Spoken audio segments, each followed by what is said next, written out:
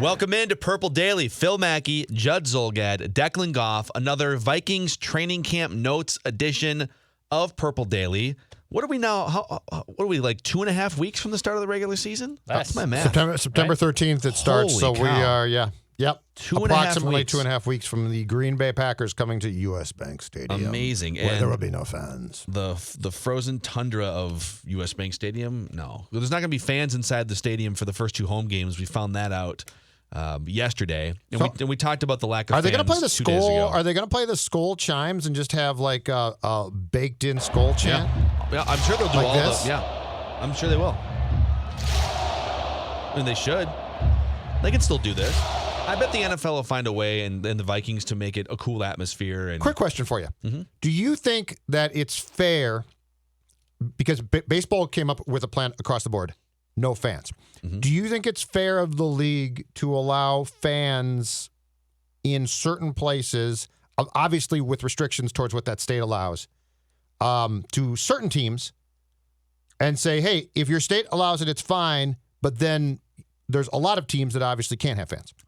it is not fair from a competitive standpoint, factually. Like, it's not even really an opinion. Like, it's you're giving one team, and we don't know what the numbers are going to be. We don't know if like Dallas is one of the teams that's looking to put fans in their stadium. Right. Well, if they're going to put 5,000 fans in there, it doesn't really change the game that much. But if they're going to put like 15 or 20,000 fans in that stadium, that changes the atmosphere. And you're going to be combining, some of the music and whatever the Dallas equivalent of this is. That makes a difference, and it prevents the Vikings as a road team or any other road team. No, do the Vikings get the Cowboys at home or in Dallas? Remind me. They get them here. It's here this year. So, but any team going to Dallas would be at a disadvantage, potentially having to do silent snap counts. I don't know. So factually, it is a disadvantage to teams that don't have fans. But I understand that the NFL is just looking to generate revenue. Like all the money that they're going to lose on ticket sales, I get it. Like if you can even recoup 10% of it or 15% of it, you're going to try. But so I understand it. I get your point, but they're so big and powerful that I think the competitive advantage is the more important thing. Like baseball has said, no fans. Yeah. Which I sort of just say, okay, that's fair. I think with how many curveballs 2020 is going to throw at teams and at players, and there's, in all sports, lots of weird things, the NFL can afford to say, until we all can have fans back, you can't have fans. Well, they can afford to say that, but you're bringing up like sort of a macro philosophy that our country is staring at right now. Sure, but of course, billionaires can afford to do a lot of things. But if baseball can say it, which they did, and baseball is fundamentally far more screwed up, if they can say fair is fair here, then I think football could too. Don't you think, though, that you're making all that as TV greedy cash. as baseball owners are, and as much as baseball owners are willing to let their sport like die a slow death, and even like if the players have to strike, like the owners are like, all right, whatever. I mean, I guess we don't have to pay you. See you later. Right. That football owners are kind of similar. That they don't want to lose games, but they will put their thumb on players, and they will put their thumb on the league and fans. But I think the league could say, okay, let's at least for the first month just say no fans across the board. Well, let me flip the question around this way. With what we know about COVID now, and with how we as a country have sort of operated, like we've basically said as a country, we're okay letting old people be at risk if it means that younger people get to go on with their lives to some extent and push the economy forward as much as possible. What would be wrong with every NFL game having 5,000 fans? The St. Paul Saints locally, they're not putting 5,000, but the St. Paul Saints are putting fans in their stadium.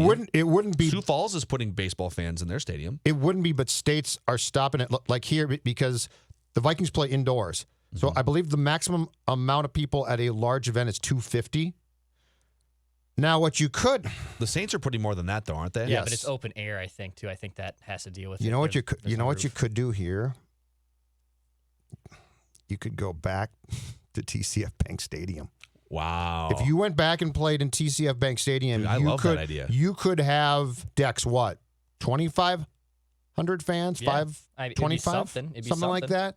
And you know what you could do? You could just I think you could. You could just move them from one, like they could all be sort of like behind the goal line that you want them to be to start the game, move and then like move them to the other goal line to create noise when the opposing stay offense. compressed. We don't care about social distancing, and if you want to take your mask off to make more noise, go right ahead. That'd be hilarious.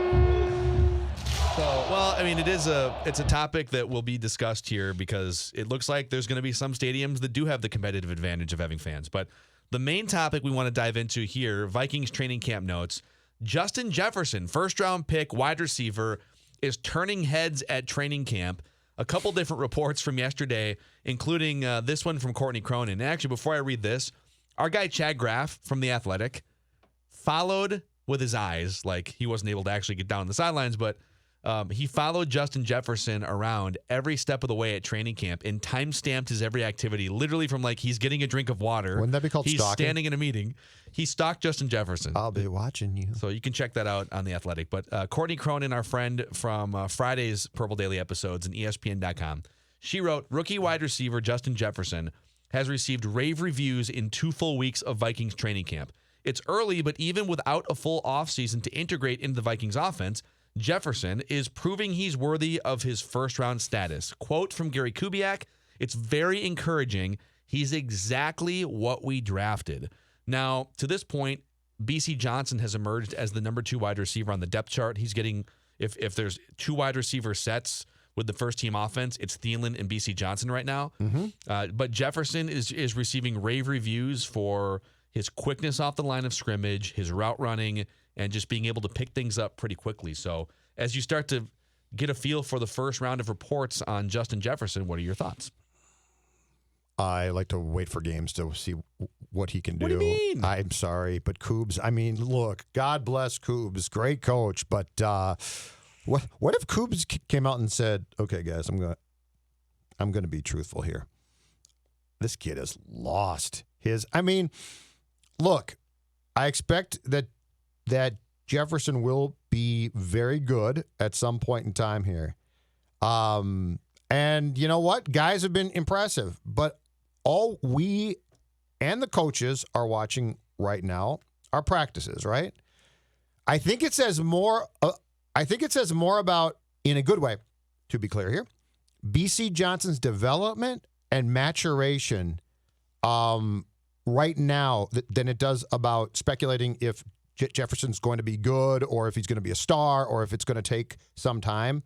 I love the fact that BC Johnson has clearly grabbed a role here. I mean, this is a 7th-round pick from last year, and he's a guy who, played and was good, but we didn't know how good. I'd say the most encouraging thing receiver-wise is BC Johnson because he's smart, he can run routes, he's precise, he's everything that Treadwell and Patterson weren't. So I'm wait and see on the draft pick because you don't know yet, but I'm very encouraged that the second-year kid who again, could turn out to be a very good Spielman late-round receiver pick is showing a maturation process that clearly has him getting a ton of snaps. So how does that sound for positive? That's good. And I agree, like, the things that we see and hear about in practice, like until even a preseason game. And we've seen this before, Phil. I mean, we've covered this and gotten excited about things, and ultimately they mean nothing. Okay, before I get to because I have a take on Justin Jefferson too here. Which receiver tricked you the most in your time covering Vikings training camp? Oh, guys that looked great. Williamson for sure, because at times, because he was so damn fast, and at times in camp he did look good, and he was the guy who would always come to camp with, I did this, I found it. And you'd be like, oh, really? Mm-hmm. And as a guy that wrote stories, that's a story. Oh, my God. The guy who's been a bust so far and was the 7th overall pick in the 2005 draft has found it. I'm going to write the story. You'd call your desk. Troy Williamson talked, and it's great. He's been to the Nike clinic. He's been catching balls off jugs machines, blah, blah, blah, blah, blah. I probably got fooled by him at least twice, but the key was in Mankato, Phil, in those one-on-one drills against corners, right? If Troy could catch the ball, he was so damn fast that you said, oh, okay, now he got it. Yeah. So he fooled me because he probably fooled me at least twice. I was probably fooled the most by Jamar Johnson and maybe Andre Allison in that, like, oh, these guys are sleepers. These aren't, first round picks. These are sleeper guys, and of course they're going against the 2s and the 3s in practice. So of course they look great. They're going against like your 6th cornerback. Yes. And oh wow, Jamar Johnson over the middle, and it's like, yeah, but it was 6th round pick cornerback guy that's going to be working at a gas station in 2 years. Did Jamar go to? How many camps? It felt like he was at camp for like 18 years. Yeah. Like every year it'd be like, hey, there's Jamar Johnson again. Did you ever get tricked by a wide receiver, Dex? Greg Childs, who unfortunately tore his pectoral like three He times in like 18 months or something. He could have been good. Yeah, he could have been really good. I had a lot of hype for him. I wasn't able to see him play, but I know once training camp started and his numbers he put up in his freaking nature body that I was like, oh, this guy's going to turn some heads. And unfortunately, yeah, that dude once again tore his pectoral. But back to Justin Jefferson for a second. The reason why I do buy into what we're hearing at practice and what we're seeing, sort of like the things that Gary Kubiak is saying, all these other guys we've talked about, these other first-round picks, so Troy Williamson, Cordell Patterson, Laquan Treadwell, yes, there was excitement about them for different reasons, and fans thinking about the best possible version of them was exciting. The best possible version of Troy Williamson was this Joey Galloway burner down the sidelines that was going to catch 15 touchdown passes, right? Cordell Patterson as this freakishly athletic, go down the field, the best case scenario for him was very exciting. And Laquan Treadwell, it's like people talked about, boy, if he could be the next Anquan Bolden, big-bodied guy, 3rd and 8, box out the cornerback, big possession guy, red zone guy. The problem with all 3 of these guys is they all had a major red flag or more than one red flag. Troy Williamson could not catch, and it wasn't like he was a big pass-catching monster. That still makes me laugh to this South day. Carolina, right? Is that where he went to college? Yes. Played for Holtz. Lou Holtz was his coach. It's not like the guy caught 90 passes a season at South Carolina. He was a project coming in. No. Cordell Patterson could not run routes. Laquan Treadwell could not get separation or run routes. Yeah, that was another problem. Like those are fatal flaws. Justin Jefferson comes in, and the word on him is he's a good route runner. I'm not going to say he's like a Chris Carter route runner, but he's a good route runner. Yes. He can catch. Yes. And he can play either slot or outside, and he has produced at both in college. So there's not the fatal... And there's not, even with Laquan, it was like, that dude tore the hamstring off the bone at one point? He got hurt very badly in college. Justin Jefferson doesn't have something like that coming in. So he's coming in without like a glaring huge red flag. I think the thing you would say is, well, he's not a super burner. And so he's probably not going to be a guy that, gets like Randy Moss separation. And he's only like 6'1". Yeah. So he's not going to be, back of the end zone fade route guy like you would see with some of these 6'3", 6'4" receivers. But there's not like a fatal flaw with him that makes me think, all right, this is great, but can you actually catch a pass? I'm crossing my fingers because I'm hoping that there's not, because... What would it be? It would be something... Well, we've been told people can do things in practice that they struggle with and don't do great in games. I'm not... Just keep in mind, Laquan Treadwell's first camp, we heard continually about how hard he worked and he did this, and then he started to play games, and you're like, So here's the weird thing. As you go through that list, Phil Mackey, here's the weird thing about Vikings receivers in the last 10 years under Spielman and the scouting staff.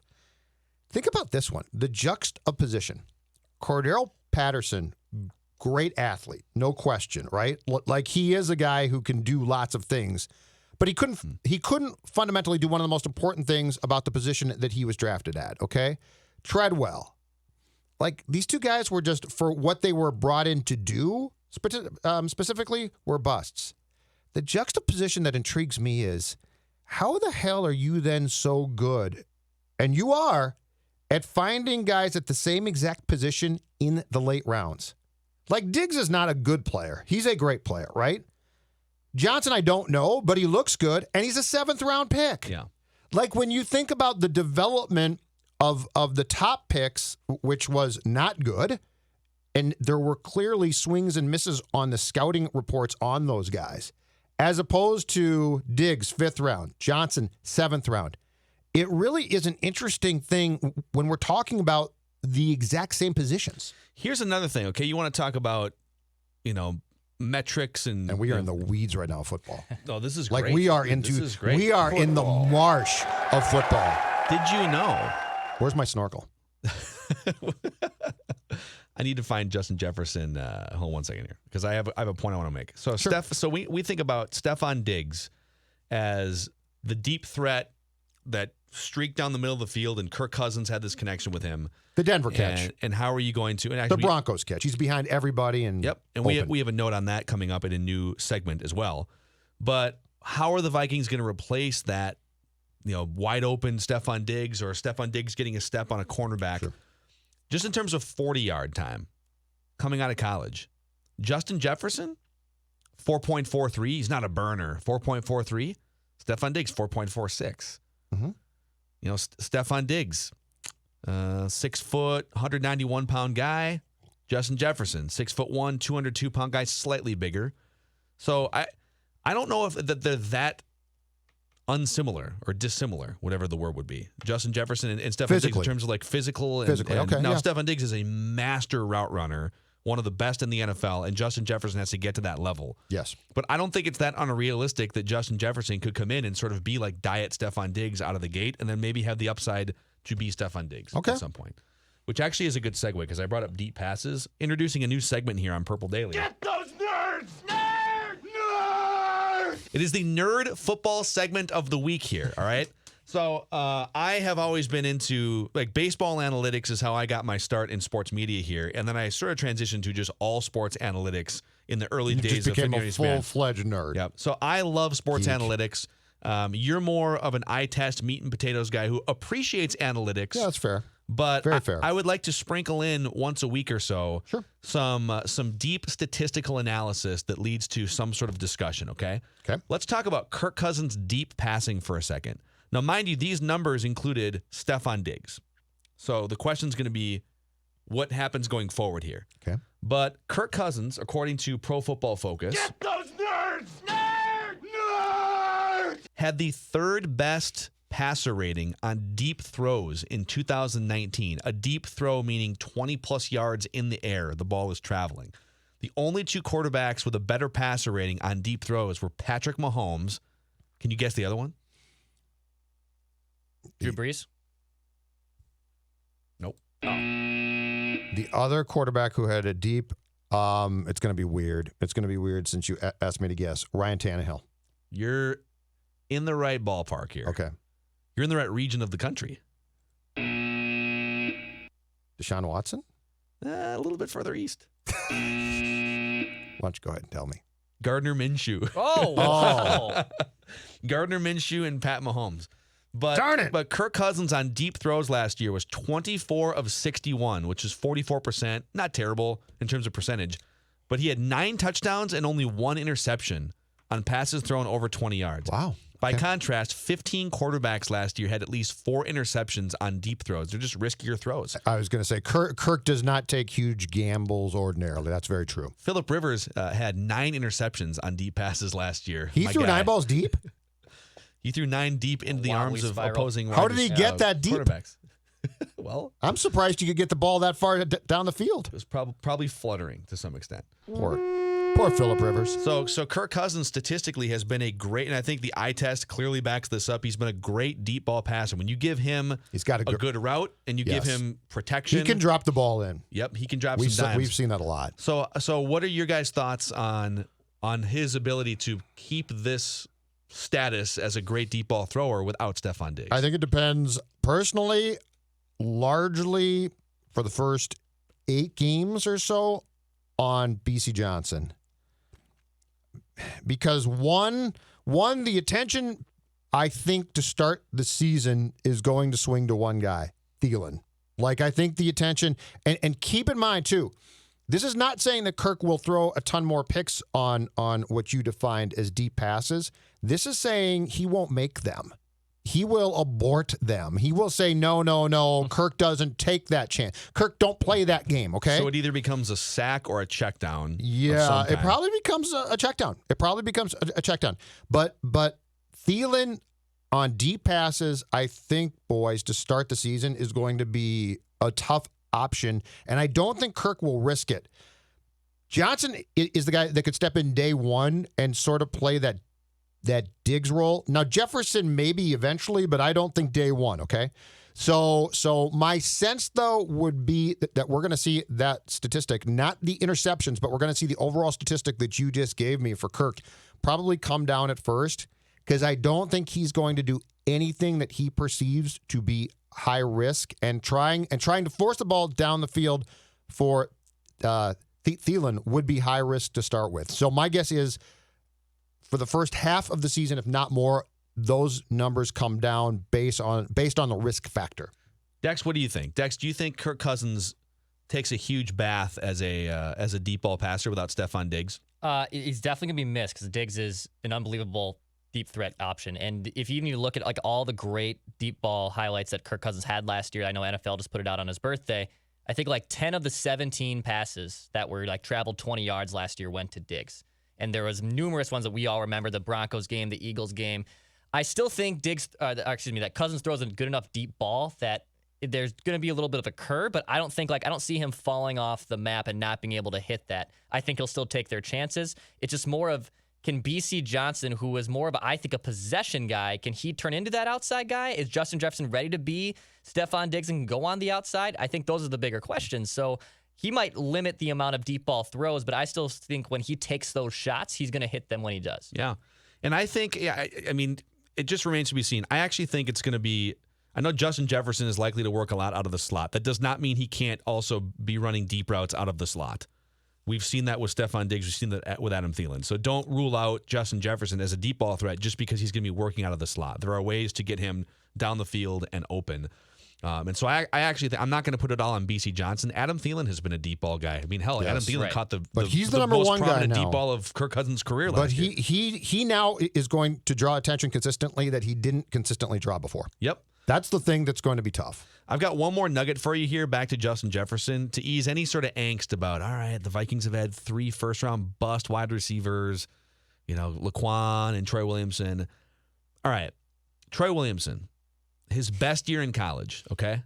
And he's playing in the SEC, okay? This is not that long ago. This is like 2004 SEC. They didn't really throw the ball that much, I don't think. 43 catches. Yeah. And a lot of deep stuff. He averaged 19 yards a catch. He was fast catches. at the combine is why they drafted him to replace Moss. Laquan Treadwell, best year in college. He did catch 82 passes for 1,100 yards his last year at Ole Miss, but a ton of questions, like we said, about injuries, etc. Okay, Justin Jefferson, his last year at Ole Miss, at LSU, caught 111 passes and played Florida, Auburn, Alabama, Mississippi, all right? He caught 10 passes for $123 against Florida. He caught 7 for 79 against Alabama. On the road at Ole Miss, 9 for 112 and 2 touchdowns.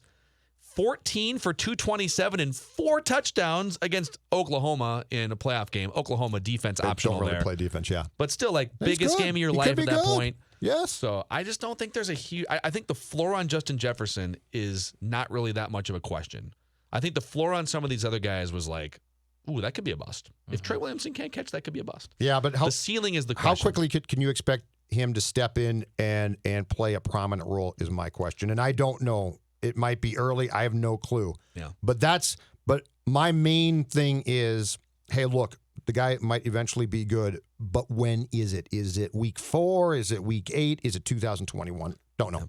Well, that is your Get those nerds! Nerds! football nerd segment of the week here on Purple Daily. And that's a wrap on this episode of Purple Daily. Thank you to everyone. As we record this, we are 2 subscribers away from 9,000. Somebody do it. Pull the trigger. YouTube.com/ScoreNorth. We appreciate everyone clicking the subscribe button and everyone giving us positive reviews on Apple if you listen in podcast form.